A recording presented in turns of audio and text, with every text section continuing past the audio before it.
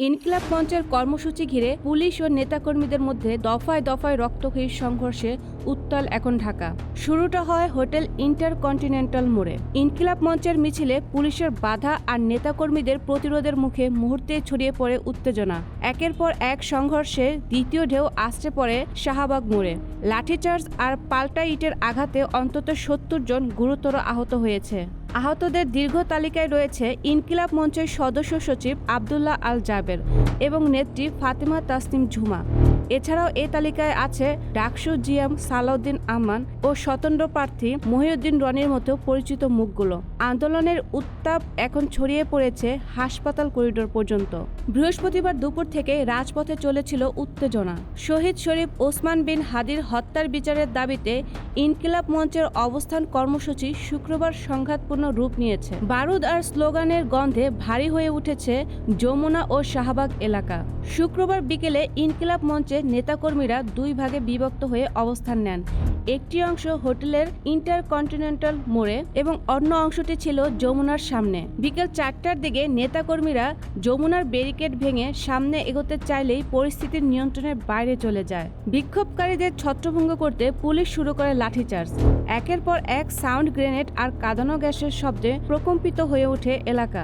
যমুনার সামনে থেকে হওয়া এই উত্তেজনা কয়েক ঘন্টার মধ্যে আছড়ে পড়ে রাজধানীর প্রাণকেন্দ্র শাহবাগে। পিছু না হটে নেতাকর্মীরা রাত ৮টার দিকে আবারও শাহবাগ মোড়ে অবস্থান নিলে শুরু হয় দ্বিতীয় দফার সংঘর্ষ। দফায় দফায় ধাওয়া পাল্টা ধাওয়ায় শাহবাগ তখন এক রণক্ষেত্রে পরিণত হয়। বর্তমানে পুরো এলাকা পুলিশের কড়া পাহারায় রয়েছে এবং রাজপথে বিরাজ করছে এক থমথমে পরিস্থিতি। এই পরিস্থিতির নিয়ন্ত্রণে আনতেই পুলিশ সাউন্ড গ্রেনেড ও জলকামান ব্যবহার করে। জাবেরের গুলিবিদ্ধ হওয়ার খবর ছড়িয়ে পড়লেও সরকার স্পষ্টভাবে দাবি করেছে এই সময় আইন শৃঙ্খলা রক্ষাকারী বাহিনীর কোনো ধরনের গুলি ছোড়েনি। অর্থাৎ রাজপথের গুঞ্জন আর প্রশাসনের ভাষ্যের মধ্যে এক ধরনের ফারাক স্পষ্ট হয়ে উঠেছে। সংঘাতের এই উত্তপ্ত আবহের মধ্যেই সরকার জানিয়েছে তারা শহীদ হাদি হত্যার নিরপেক্ষ বিচারে অঙ্গীকারবদ্ধ। একদিকে রাজপথের অস্থিরতা, অন্যদিকে সরকারের কঠোর অবস্থান, সব মিলিয়ে যমুনা ও এর চারপাশ এখন থমথমে। যমুনার সামনে ইনকিলাব মঞ্চের কর্মসূচি এবং সংঘর্ষের ঘটনায় এবার মুখ খুলল ঢাকা মেট্রোপলিটন পুলিশ। ডিএমপির মিডিয়া অ্যান্ড পাবলিক রিলেশনস বিভাগ থেকে এক বিশেষ বিজ্ঞপ্তির মাধ্যমে তুলে ধরা হয়েছে ঘটনার নেপথ্য কারণ। উপকমিশনার মোহাম্মদ তালিবুর রহমান স্বাক্ষরিত সেই বিজ্ঞপ্তিতে জানানো হয়, রাষ্ট্রীয় অতিথির ভবন যমুনা এবং এর সংলগ্ন এলাকায় সকল ধরনের সভা সমাবেশ আগে থেকে নিষিদ্ধ ছিল। কিন্তু সেই নিষেধাজ্ঞা অমান্য করে এবং পুলিশের দেওয়া নিরাপত্তা ব্যারিকেড ভেঙে ভেতরে প্রবেশের চেষ্টা করেন বিক্ষোভকারীরা। আইনশৃঙ্খলা বজায় রাখা এবং প্রধান উপদেষ্টার সর্বোচ্চ নিরাপত্তা নিশ্চিত করার স্বার্থে পুলিশ অ্যাকশনে যেতে বাধ্য হয়।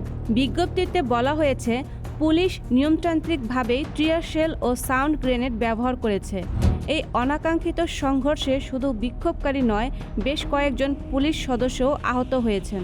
সবশেষে ডিএমপির পক্ষ থেকে সাধারণ মানুষকে একটি বিশেষ অনুরোধ জানানো হয়েছে। এই ঘটনাকে কেন্দ্র করে কোনো ধরনের বিভ্রান্তিকর তথ্য বা গুজবে কান না দেওয়ার আহ্বান জানিয়েছেন পুলিশ প্রশাসন।